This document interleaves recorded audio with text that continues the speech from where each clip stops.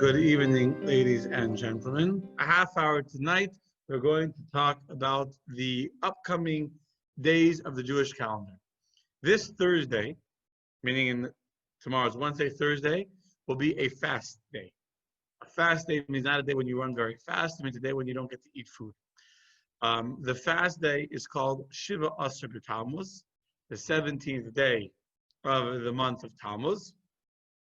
And it is the beginning of a mourning period for the Jewish people that lasts for exactly 3 weeks. So it will begin this Thursday on the 17th day of Tammuz. And during the course of the 3 weeks, the intensity of the mourning and the sadness of the Jewish people increases. It gets more pronounced on Rosh Chodesh Av, which is the first day of the month of Av, which is on Wednesday in a week and a half from now. And then, of course, that begins the 9 days, culminating in the Wednesday night, Thursday, in 3 weeks from tomorrow night, which is the fast of Tisha B'Av, the day of the destruction of the temple. Tonight, I'm not going to talk about that particularly. I want to talk about the 3 weeks in general, and I'm not so much getting into the Kabbalistic idea of the number of 21 days and the reference to the famous prophecy of Jeremiah, where God tells him to see that God tells him, how fast will my prophecy come true? God says, my prophecy will happen as fast as you will see almonds growing on this stick. And when the prophecy, Jeremiah sees a stick, a staff, which is staff means that it's not connected to the tree anymore. It was disconnected from the tree. And he sees how almonds begin to grow on the staff. And how long does it take for almonds to grow? 21 days. This is the 21 days of the mourning. There's many messages in there. Why specifically almonds? The stick was sour and the almonds become sweeter. Unlike a different kind of tree called a loose tree, which is the opposite, it starts sweet and then becomes sour. I'm not, tonight we're having a short, sweet, but, relevant class on some of the history of the Jewish people and the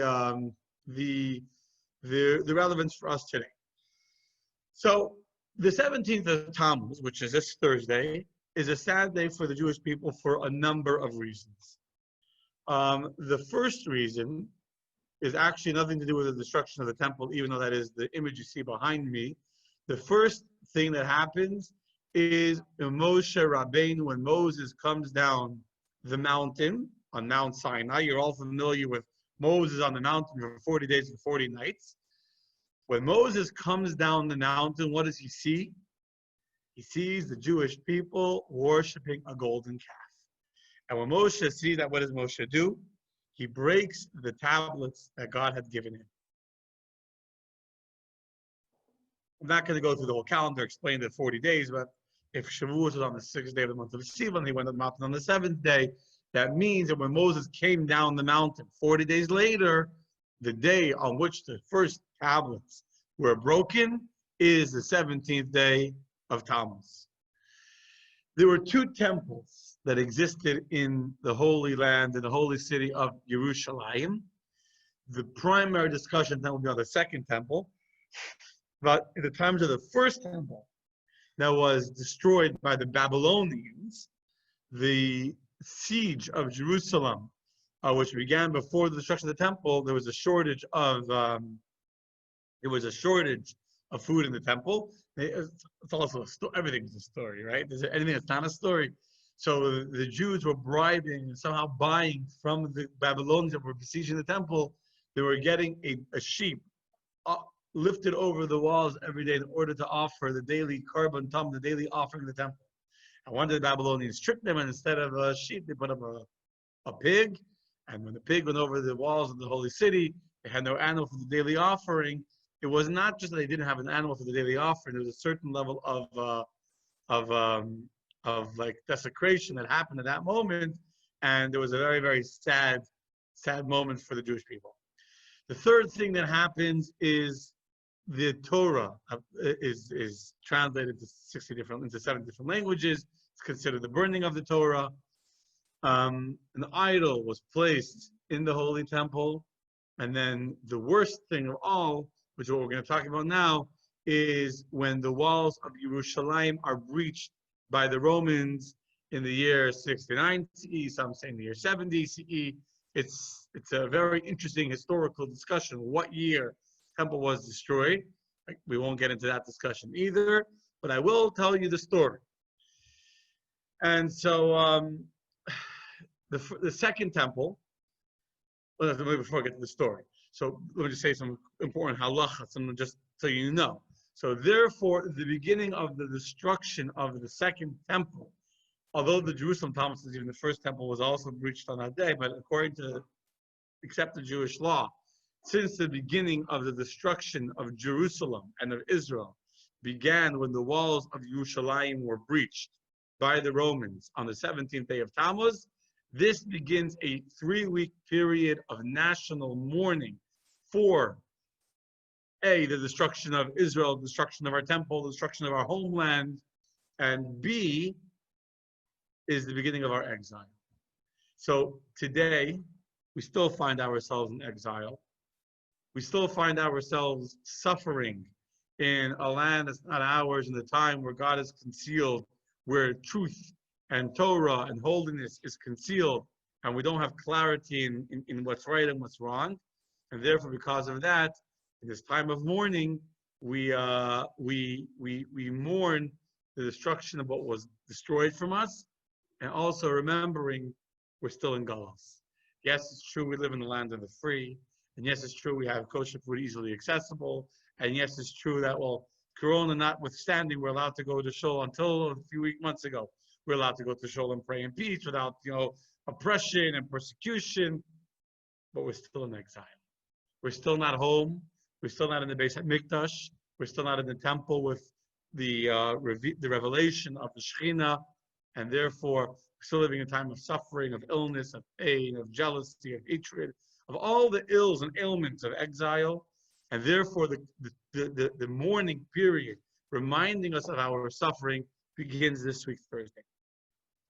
On Thursday, just so you know, although many of you are not going to be fasting, but I'll still share with you, so at least you should know what is happening in the Jewish community. There's a fast day. In Coral Springs, the fast begins at 5:12 a.m. So theoretically, if you wanted to plan to get up early, I'd get up at 4:45 and 5 o'clock and have your morning coffee. You could do that and have your breakfast and whatever it is. During, obviously, we don't eat or drink until 8:43 is when the fast is over. There has been some halachic discussion, interestingly, this year from both Israel and from the Beis Din of Crown Heights regarding people fasting this year with the concerns of corona and health issues, etc. I am not giving a blanket halachic statement. I will give a blanket halachic statement generally, which is that pregnant women and women that are nursing and people that are ill, people that have medical conditions that don't allow them to fast, obviously on this fast do not need to fast. If you are a healthy individual and Baruch Hashem, there's nothing wrong with you, and you're going around your daily life and you're not living in fear of corona, etc., then I don't see any reason why you shouldn't fast on this fast as well, which is exactly what the Beis Din of Crown Heights put on halachic ruling on Sunday. If you're somewhere in between those two categories and you want to fast, feel free. I know someone that's watching already asked me. There's no general. The reason why the stories tell the stories. The reason why the rabbinic statements say consult your local Orthodox rabbi is not so your local Orthodox rabbi should make a statement. It's so that you can consult on a personal level based upon your specific medical condition, based upon the specific demands of you during the day and what your job requires you to do, etc., etc. Then you can make a decision with your local Orthodox rabbi what would be the best choice of action for you. Anyway, so it's a fast day, and starting from Thursday for the next 3 weeks, we don't do haircuts, we don't do anything for pleasure, we don't do weddings, we don't do simchas, we don't listen to music, definitely not live music. Ideally, you shouldn't even listen to any recorded music. The loophole that is used is to listen to a cappella music, which is not instrumental, because when the temple was destroyed, so the people, the famous song on the Haro's level, they said to remember the destruction of the temple, we don't listen to music, and many other, we don't buy new clothing, we don't make any big purchases during this time. We definitely don't do things like buying. I remember that when I bought my house last year, we were pushing to be able to close before the 3 weeks began. And then, as I said, it gets the sadness gets worse, gets more intense with the 9 days. During the 9 days, you don't do anything for pleasure. We don't go swimming. We don't even take a spa or go bathing for pleasure. Obviously, for hygiene, if you take a shower for hygiene purposes, then you're allowed to do that. But to take a bath just to relax would not be allowed during the 9 days, etc. That's, in short, the stories. This is the stories. Waiting for the story. Let's see the comments about the stories. Brenda, you have me focused on the stories. So that's, in short, the halachic situation. But we all want to hear stories, right? Stories are always more interesting than technical laws. So the fight for, let me see, good evening everyone that's watching. I'm glad you're all here and with us, as well as on Lifelong Jewish Learning. Okay, so there was a battle for the land of Israel that took 7 years. 7 years. Now, I do want to say that there is a lengthy, detailed, and painful story. When I say story, it's the wrong word. It's the history of Jewish people that allowed the Romans to become a player and eventually a controller of what was happening in Israel. It's really a very, very sad story. There was tremendous infighting that existed between the different factions of the Jews. They couldn't get along. Surprise, surprise, right? Who could imagine the Jews wouldn't get along? But let's just, I'm not going to go for an hour now. It's already, but I'll just say this. Jews couldn't get along. And there was major fighting. Herod came to the Romans. Eventually, the Romans took over control over the land of Israel. And they installed their own puppet government, which was officially a Jewish government, but it was under the control of the Romans. Now, and this is a story of many years. It's my mother was my history teacher. Like her favorite part of history, she goes through the great lens, the different factions and how really we allowed our destruction to happen because we went into the non-Jews to help us and etc. Learning how to get along on it. But I'm going to skip all of that. I'm going to go to the year 66 CE, 4 years before the destruction of the temple. And by now, the Jewish people are living in very bad situation, with a very bad time for the Jews. The Roman governor of Judea, his name was Florus. He was obviously a Roman puppet, a Jew hater. It was hard to imagine the Jewish government hated Jews, but it's really actually not hard to imagine. But the governments were the Roman government was officially a Jewish government, would tax the Jews terribly. Anyone who didn't pay the taxes was arrested, was killed, was tortured. There was selling of the rights to the temple by the Romans. People would buy the rights to the Kohen Gadol, and then they would raid the temple treasury. Everyone would donate money to the temple every single year, and then they would go and they would raid the treasury again and again.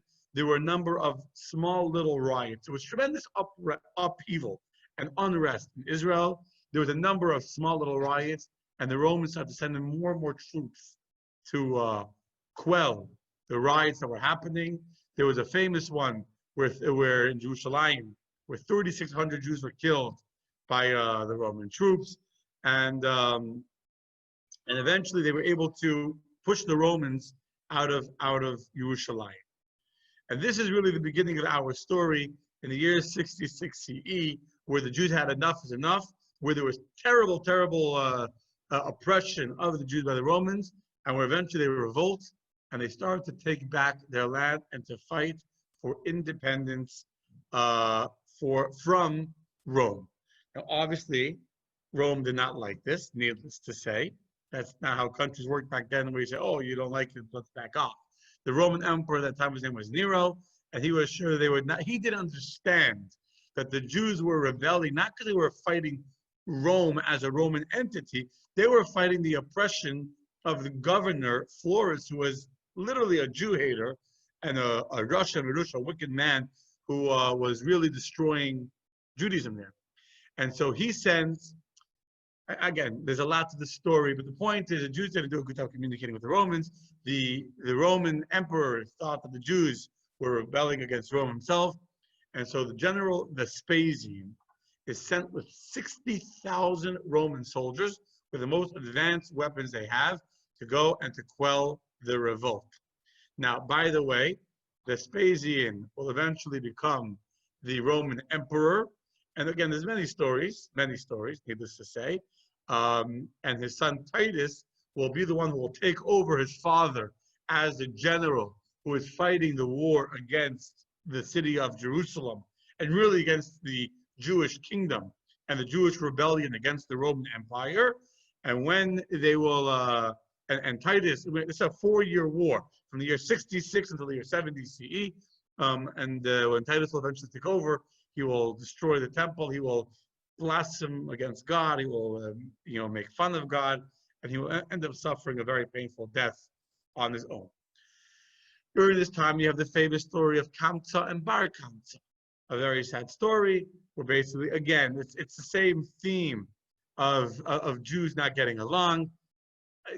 I wasn't planning on saying the story, but my mind, starts very, very brief. I can't not say it. Just very, very briefly.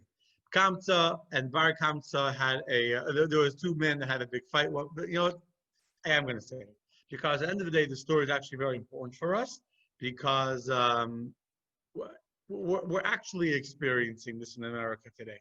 Right now, the story I'm about to say is actually very, very relevant and very apropos to the hatred that exists between Jews of different political factions today. And I mentioned last night's class that you can't judge the motivations of somebody else, especially not of another Jew. And everyone is coming from a place of love. Even if they're wrong in their approach, and if you disagree with them very strongly, we can disagree and still love each other. The point is, there was a Jew whose name was Kamsa. He had an enemy called Bar Kamsa. There was a Jew who had a friend called Kamsa. He had an enemy called Bar Kamsa. He told this man that had the feast, told his servants to invite Kamsa to the wedding, to the party. But, the post office made a mistake. And instead of inviting Kamsa, they invited Bar Kamsa, his enemy. Bar Kamsa gets his invitation to a party, and Bar Kamsa said, "Wow, look at this! This is very, very nice. This person has put on he's making forgiveness. He's making amends. He wants to bring me back into my old friendship." So Bar Kamsa puts on his nicest clothing. He's all excited. He's going to heal the rift of so many years between his old friend and him.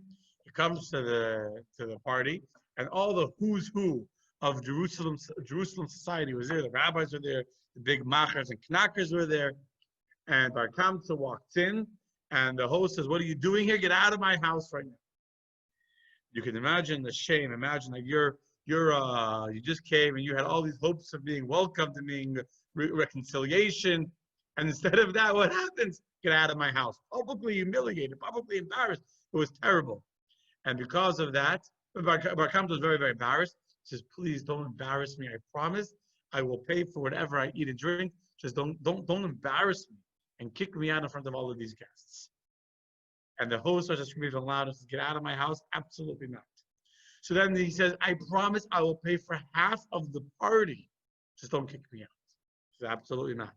And he said, "I'll pay for the whole party. Just please, I'm begging you, don't embarrass me." And the host couldn't handle it. And he had Bar Kamsa dragged out of the feast and thrown out into the street. Bar Kamsa, you can imagine, was deeply, deeply hurt, deeply shamed, not just by the fact that the host threw him out of the party, but the fact that all these important rabbis were sitting there and all these important leaders of the Jewish community were sitting there, and no one stood up to the embarrassment of another Jew. No one stood up and said, "How dare you?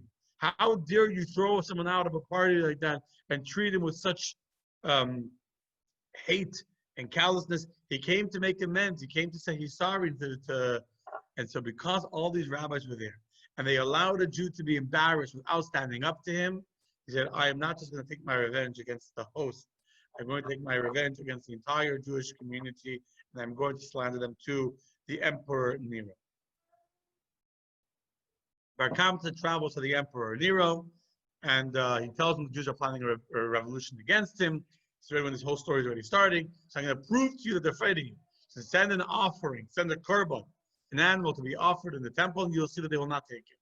They send a beautiful sheep, a whole delegation to the base of Mikdash. And on the way, Bar Kamsa slits the lip of the sheep, of the animal. So a slit of a lip is not considered disqualification of an animal by Roman idol worship standards, but it is considered a disqualification, a blemish for an animal in the base of Mikdash. And therefore, when they brought it to the temple, I'm going to shorten the story. The rabbis wouldn't bring it, and that's the story. And when he heard that he wouldn't allow him to be, that the rabbis in the temple, the priests rather, wouldn't bring the offering, the emperor is a personal sign, a confirmation of the fact the revolution was against them, and the war went in full force. Now, let me say the following: the Jews living in Yerushalayim and in Israel had food. They had huge amounts of flour and oil and wood. In fact, it says they had three different people each donated storage houses, one of flour, one of oil, and one of wood. Enough to survive a siege of 21 years.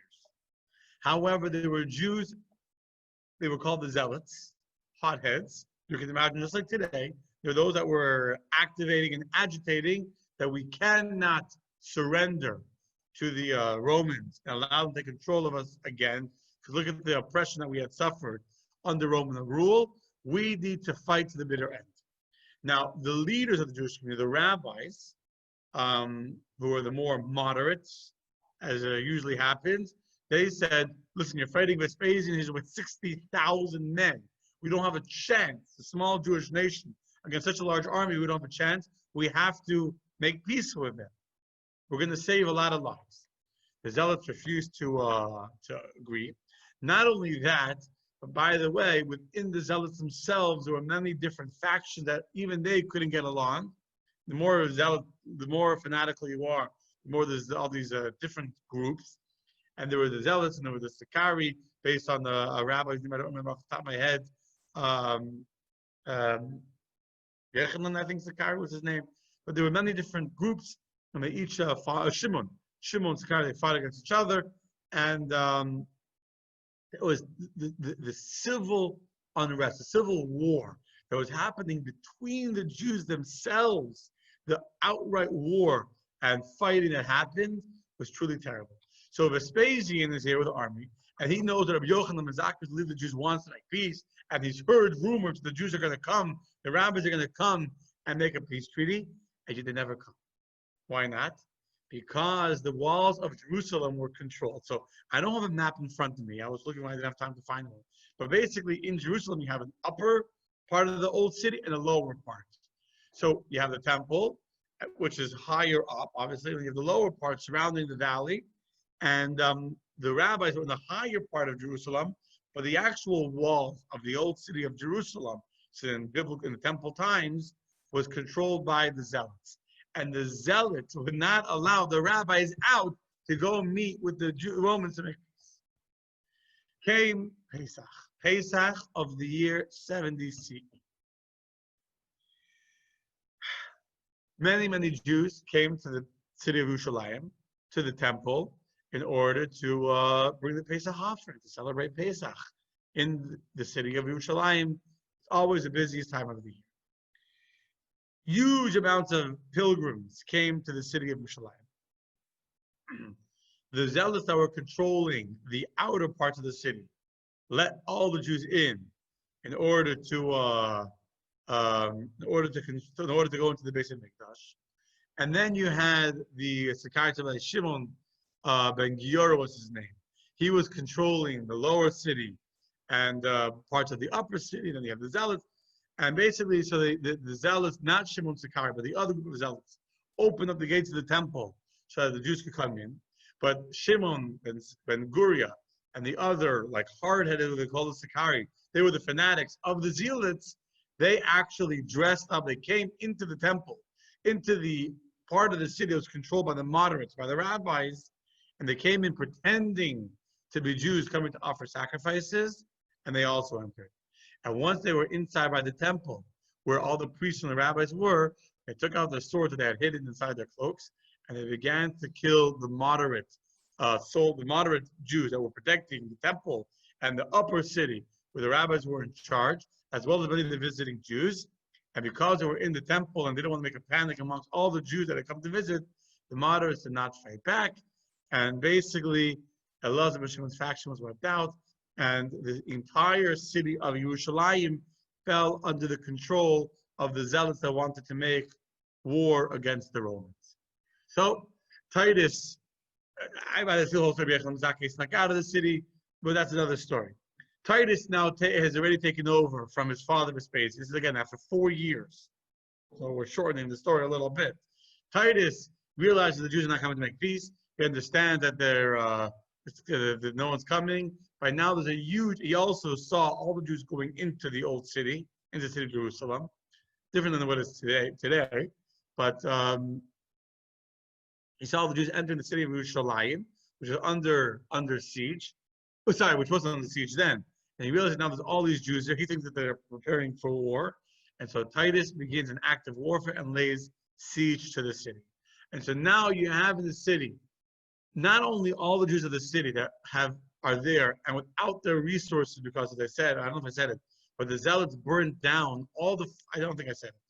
Those 3 massive storage houses of food, of grain, of oil, and of firewood to keep the Jews going were burnt down by the zealots that wanted to force the Jews into war. And they felt as long as the Jews have food, they'll sit here and they're not going to be motivated to go out and to attack the Romans. So now the city is in hunger. It's bloated with pilgrims that don't even live in the city. They don't have food, don't have jobs, don't have any food etc. to eat. And the city is in bad shape. Overran. Literally, the city is full of all these pilgrims from Pesach, full of these hot-headed zealots that are killing people that don't agree with them. That's what happened. They took control of the city. They killed out all the moderates. They take complete control of the city. And the Romans have laid siege to the city, and the Romans begin to attack. The attack of the Romans begins on the north side of the city, which was the weakest side of the city, and they broke through. And of course, back and forth, guerrilla warfare, shooting things out. And finally, they on the 7th of Iyar, they get through into what's called the new city, which is lower down to the north of Yerushalayim is. And then there's more fighting, and they keep on working their way up. They get to and they start to prepare to storm the upper city, which is the temple area. In fact, one interesting story. So they began to build a ramp to get up. They wanted to get to the Antonia fortress, to get one of the fortresses that were leading on the top of the wall to get in. So the Romans built this huge ramp next to the wall, and they began to prepare to go and to use the ramp to storm the city. What did the Jews do? The Jews dug a tunnel underneath the walls of the city, underneath the ramp that the Romans were building. They filled the tunnel they had dug under the ramp with wood, and they lit the entire wood with, they lit the whole wood under the tunnel on fire, and this caused the whole ramp to collapse, as well as all the Roman catapults and battering rams that were up there all collapsed, and the Romans had a setback. However, as you can imagine, the setback didn't make the Romans retreat. They just said, okay, we'll starve you into submission, and the siege was complete. And from the middle of the month of Iyar, which was 2 months ago, until now, there was a total siege and no food, nothing was able to enter into the city of Yerushalayim. And you have to remember, Jerusalem is not an agricultural city in the actual city. So all the food of Yerushalayim comes from outside the city. And now from the middle of the month of Iyar, which was 2 months before what's coming now, a terrible hunger begins to take over the city of Yerushalayim. Soon the last stores of food are dwindling down, and rich people were giving everything they owned just to get a morsel of food. There's a very famous account of a very wealthy lady that walked out of her house in such hunger. She was so hungry that she stepped on a piece of dung and she died. Many, many, many terrible stories. In Jeremiah, it describes how the women were eating their children. They were so hungry. Terrible, terrible times. People were dying of hunger everywhere. Corpses were being eaten. People were so hungry. Josephus writes many things about how people were like swallowed with hunger. Many of them didn't even live in the city. They were stuck. They were trapped there, away from their families because they come from Pesach. Until they just collapsed. No one mourned the dead because everyone was like, it was terrible. There was literally no food in the streets besides for the soldiers. The soldiers, the zealots, obviously, they had food, but they were keeping it for themselves. And they were happy, however crazy it sounds to us now, they were happy that the people were in despair because they wanted the people to join them in this rebellion against the Romans and to go out and to fight against the Roman, what they thought was the Roman oppression. Until Titus saw the Jews were getting very weak. I guess he had spies or whatever. He knew that the Jews were very weak by hunger, that they didn't have the stamina and the ability to fight anymore. And they began to build a new ramp for a new assault. And soon they were again battering the Anatolian fortress. And it was finally on this Thursday, on the 17th day of the month of Tammuz, that the walls were breached. And for the first time, the Romans were able to get into the actual city of Jerusalem itself proper and to break it. By the way, there was one more attempt to make peace. Titus sent one more delegation to make peace, but obviously the zealots at this point were totally not interested. And for 3 weeks, imagine this, for 3 weeks there was hand-to-hand house combat to get, I don't know exactly offhand where the walls of the Antonia Fortress were, where exactly the walls, how many kilometers or miles it is from the walls of what was then Jerusalem it is till the temple. It's not that big. It's probably bigger than what we call the old city today, but it's not that big. It took 3 weeks of absolute nonstop bloodshed, of murder, of killing of Jews, and more killing, until the Romans were able to reach to the temple. They actually reached the temple on the 7th of not on the 9th of Av. So it's when they actually reached the temple itself. So 20 days, 19 days. Can you imagine 2 weeks and 5 days of absolute murder? The estimate, Josephus estimates that in that 3-week period, 1 million Jews were killed. First of all, it shows you how crowded the city of Jerusalem was, how overwhelmed was the hunger. And people know they couldn't fight. But just the cities were so crowded. It says that the streets of Jerusalem were flowing with the blood of Jews like a river. Horrible. It's hard for us to wrap our minds, living in the safety of America, to wrap our minds around the tragedy that happened to the Jews during these 3 weeks. 1 million Jews killed. Blood flowing like a river down the cobblestone streets of our holy city of Yerushalayim.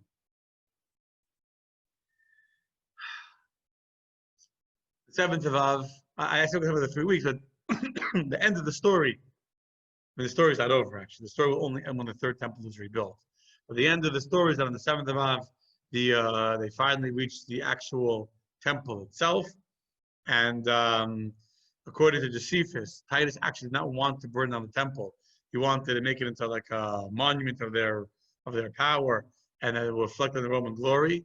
But so when they came to the 7th, they did many, many terrible things inside the temple. They offered offerings to idols in there. They committed other sin. Titus himself committed unspeakable acts inside the actual temple itself. But somehow one of the Roman soldiers on his own threw a fire into the temple. And there's different opinions exactly what happened. If it was on purpose, it was an accident. But no matter what, on the 9th day of Av, which is again on Thursday, 3 weeks from today, from this Thursday, the temple was completely engulfed in flames. And of course, the Jews frantically tried to stop the fire, but they were unsuccessful. And in despair, many Jews saw the temple being burnt. There were Jews that jumped into the fire. And rather than witness the temple being burnt, they said, I want to be burnt together with the temple. And you can imagine the crowning, it's the wrong word, it's the depth of despair the Jewish people fell into. That not only were Jews being killed for the last 3 weeks, but now the Jews that were alive still, they literally ran into the fire and said, there's no reason to stay alive, and it was truly a terrible, terrible time. That was already the end of the war. Now, obviously, technically, logistically, the war continued for a while afterwards. They had to then go from the city of the temple. They had to conquer the rest of Jerusalem. The upper city, which is higher, the part of it which is higher than the temple, had to be conquered afterwards. But by then already the morale of the Jews was over. There was no fight left. It was just a matter of weeks. The Romans conquered that. And really, when we talk about the destruction of Israel and the exile of the Jews and our land becoming barren and Jews being exiled from our homeland for 2,000 years, again, after that, there was Masada. There were still pockets of Jews living in Israel for not sure how much longer.